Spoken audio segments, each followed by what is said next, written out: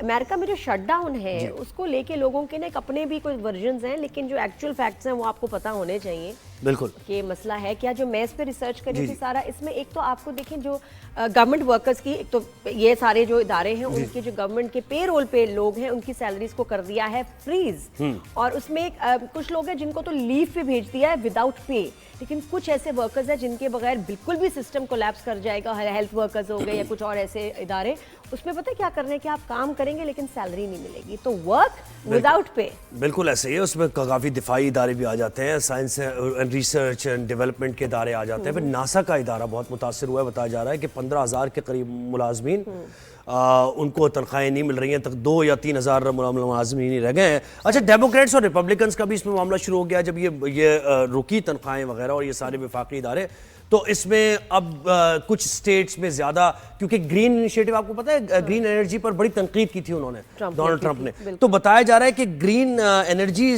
کو لے کر جو پروجیکٹ تھے $8 ارب وہاں روک دیے گئے ہیں. پھر اس کے بعد نیو یارک کا انفراسٹرکچر اس سلسلے بڑا وہ متاثر ہوگا، $18 ارب وہاں پر رک جائیں گے. تو بہت کچھ پرابلم، ایک ٹرموائل کا سامنا ہے اس وقت یو ایس کو.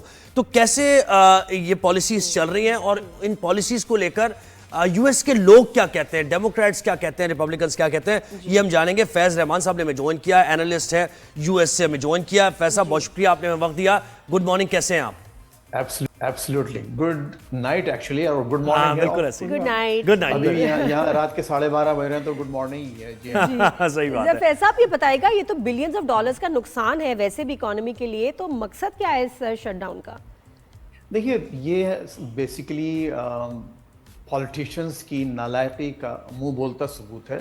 امریکہ بہت سے ممالک کی طرح ایک بالکل بہت زیادہ ڈیوائیڈڈ ایک ملک ہے. اس میں آپس میں رسہ کشی ہے، اور وہی ہے کہ عوام کا جو مفاد ہے اس کو مد نظر رکھنے کے بجائے یہ لوگ آپس کے اپنے مفادات کا تحفظ کر رہے ہیں، اپنی پارٹیز کا خیال کرتے ہیں، اپنی آئیڈیالوجیز کا خیال کرتے ہیں، اور اس کا نتیجہ آپ دیکھ رہے ہیں. جیسے کہ آپ نے خود ماشاءاللہ بڑی ریسرچ کی ہوئی ہے، جو انٹرو میں آپ نے تمام باتیں بیان کر دی ہیں، کہ ایک بہت بڑا دھچکا ہے ایک ایسی اکانومی کو جو کہ آلریڈی اسٹرگل کر رہی ہے. ابھی انٹرسٹ ریٹس جو ہیں ابھی تھوڑے سے ڈاؤن ہونا شروع ہوئے تھے کہ اچانک پھر یہ ایک مرحلہ آ چکا ہے. اور اصل بات یہ ہے کہ ابھی بھی کوئی بھی پیچھے ہٹنے کو، نہ ڈیموکریٹس اور نہ ریپبلکنس پیچھے ہٹنے کو تیار نہیں ہیں، اور اڑے ہوئے ہیں، آپس میں بات تک نہیں کر رہے ہیں. کانفلکٹ کیا ہے جس کی وجہ سے پھر یہ شٹ ڈاؤن ہوا؟ دیکھیے، اس میں بیسکلی جو ہے وہ ہوتا ہی ہے کہ قدامت پسند لوگ ہیں جو کہ ریپبلکن پارٹیز، بلکہ اس کا جو right wing, extreme right wing طبقہ ہے وہ، اور پھر ڈیموکریٹک پارٹی میں جو ہے لبرلز ہیں جو کہ بہت زیادہ یہ سمجھیے کہ بالکل ہی کھلی چھٹی دے رکھی ہے انہوں نے ہر چیز کو.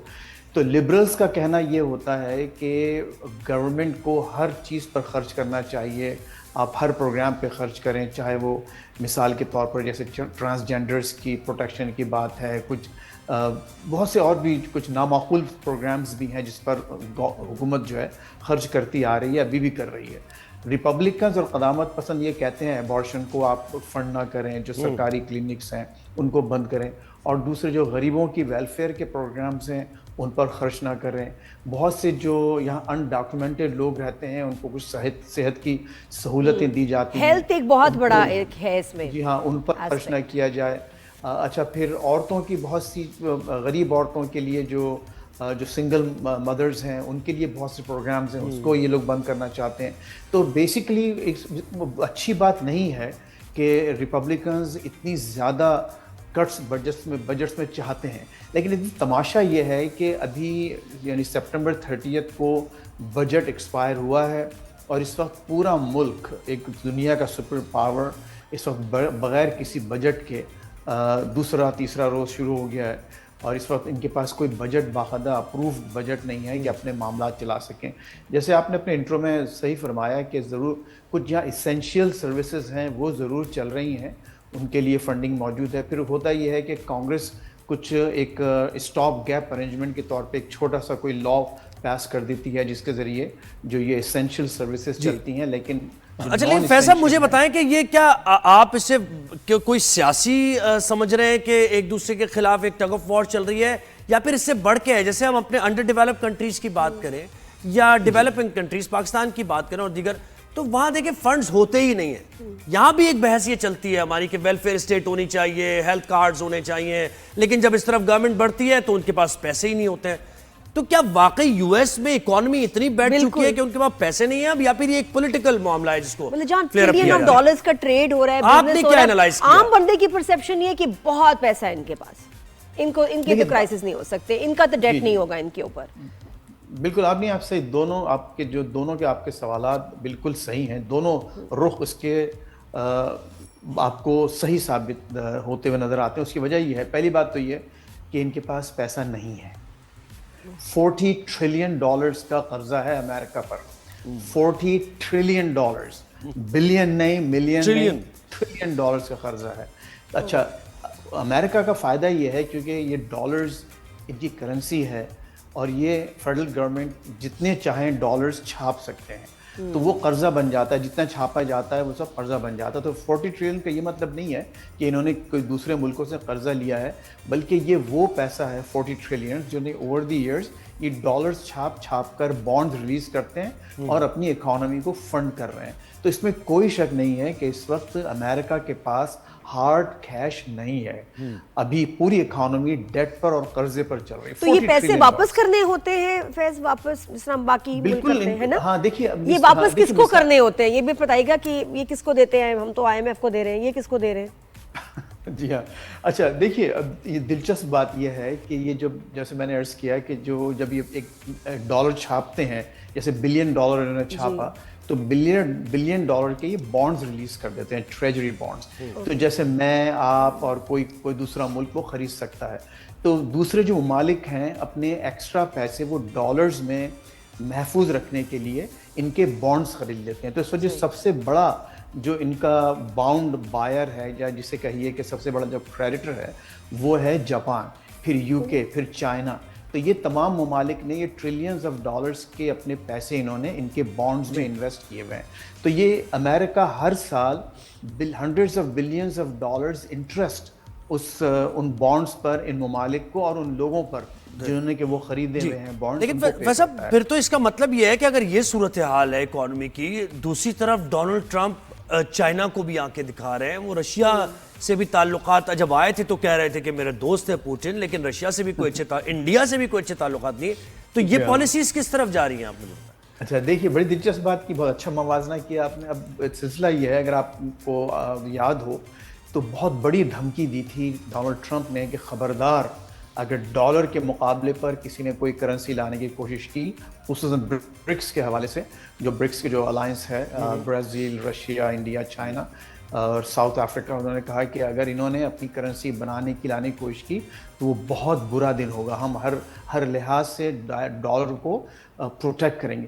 وجہ کیا ہے, ڈالر وہ چھاپ سکتے ہیں. دیکھیے ہمارے حالات کیوں برے ہیں, ہم بھی روپیہ بہت چھاپ رہے ہیں ماشاءاللہ, اللہ کے فضل و کرم سے اربوں روپیہ روز چھاپتے ہیں اور لوگوں کو بانٹتے ہیں. نتیجہ ہے کہ آپ کے پاس مہنگائی بڑھتی ہے, لیکن ہمارے پاس فورن ایکسچینج نہیں ہے, اس لیے ہم غریب کہلاتے ہیں. پیسہ تو بہت ہے ہم لوگوں کے پاس, آپ جائیے دیکھیے ریسٹورینٹس وغیرہ لاہور کراچی کے جو حالات ہیں, بہت مزے کر رہے ہیں سارے لوگ اور ماشاءاللہ اچھے کھاتے پیتے ہیں, لیکن گورنمنٹ کے پاس فورن ایکسچینج یعنی ان کے پاس ڈالرز نہیں ہے. ان کے پاس ڈالرز ہی ڈالرز ہیں, ان کے پاس ڈالر چھاپنے کی مشینیں لگی ہیں لٹرلی. تو اس لیے یہ ایک اپنے آپ کو محفوظ سمجھتے ہیں اور ہر قیمت پر امریکہ یہ چاہتا ہے کہ اپنی جو سپریورٹی ہے سپر پاور کی, اس کو قائم رکھتے ہوئے ڈالر کو محفوظ رکھے. جب تک کہ ڈالر انٹرنیشنل کرنسی ہے ان کی اکانومی چلتی رہے گی. لیکن جس دن دیکھیے, پتہ نہیں شاید آپ کو تھوڑی سی ہسٹری اگر آپ ایک 10 سیکنڈ دیں تو بتاؤں کہ 1970s میں, ارلی 73 یا 71 میں رچرڈ نکسن نے ڈالر کو گولڈ اسٹینڈرڈ سے الگ کر دیا تھا. اس سے پہلے ہر ملک کو اور امریکہ کو خصوصاً اتنے ہی ڈالر چھاپ سکتا تھا جتنا کہ اس کے پاس گولڈ ریزرو ہے, سونے کے ذخائر ہیں. جب انہوں نے سونے کے ذخائر سے اس کو ڈیٹیچ کر دیا تو اب وہ جتنا ڈالر چاہے چھاپ سکتے ہیں. یہ دوسرے ممالک کا بھی یہ حال ہے, ہم نے بھی یہی کیا کہ ہم نے اپنے پاس سونے کے ذخائر سے اس کو لنک نہیں کیا اور ہم روپیہ چھاپتے رہتے ہیں, تو اس لیے وہاں سے یہ بربادی شروع ہوئی. اچھا ویسے ایک اور چیز بتائیں کہ یہ جو شٹ ڈاؤن ہے, اس سے 75,000 لوگ جو ایک فگر ہے کہ ان کی جو ہے سیلریز رک گئی ہیں, اور جب یہ شٹ ڈاؤن ہوتا ہے تو اس میں ایک مقصد یہ بھی ہے گورنمنٹ کا کہ لوگوں کو جو جابز ہیں ان کو ہی ختم کر دیا جائے, لے آف کر دیا جائے, تو بہت ہزاروں لوگ جو ہے اپنی جاب سے بھی جائیں گے, گورنمنٹ جاب سے, تاکہ یہ اپنے جو ہے خرچے کم کریں. تو یہ بھی ایک مسئلہ نہیں بنے گا کہ لوگ پروٹیسٹ کریں گے, ان کی جاب چلی جائیں گی ایسے, اور ہزاروں کی, یہ آپ اس کے بارے میں آپ کیا کہیں گے؟ جی اچھا دیکھیے, اس سے پہلے ڈونلڈ ٹرمپ صاحب سے پہلے ہوتا ہے تھا, اس کے لیے ایک ٹرم یہاں یوز کی جاتی ہے, فرلو. فے لام واو, فرلو وہ ملازمین جن کو تنخواہ نہیں دی جا سکتی اور جو اسینشیل نہیں ہیں, یعنی ان کے بغیر بھی کام چل سکتا ہے, ان کو فرلو کر دیا جاتا ہے. یعنی اس وقت تک ان کو پے نہیں ملے گی اور وہ گھر بیٹھے ہوئے رہیں اور کوئی امید نہ لگائیں کہ ان کو پیسہ ملے گا. فرلو ایک پروسیس ہے. انہوں نے دھمکی یہ دی ہے ڈونلڈ ٹرمپ صاحب نے کہ ہم آپ کو رف کریں گے. اگین ایک امریکن ٹرم ہے رف, ریڈکشن ان فورس, کہ بائی لا وہ لوگوں کو گھر بھیج دیں گے پرماننٹلی. اب اس پہ یہاں بحث ہو رہی ہے کہ آیا یہ کانسٹیٹیوشنل ہے, لیگل ہے یا نہیں ہے, لیکن ان کے ارادے خطرناک ہیں. تمام وہ لوگ جو فرلو ہوتے تھے پہلے, جو کہ شٹ ڈاؤن ختم ہونے کے بعد واپس آ سکتے تھے, وہ وہ اب ڈونلڈ ٹرمپ یہ چاہتے ہیں کہ وہ واپس نہ آئیں اور ہمیشہ کے لیے گھر بیٹھ جائیں.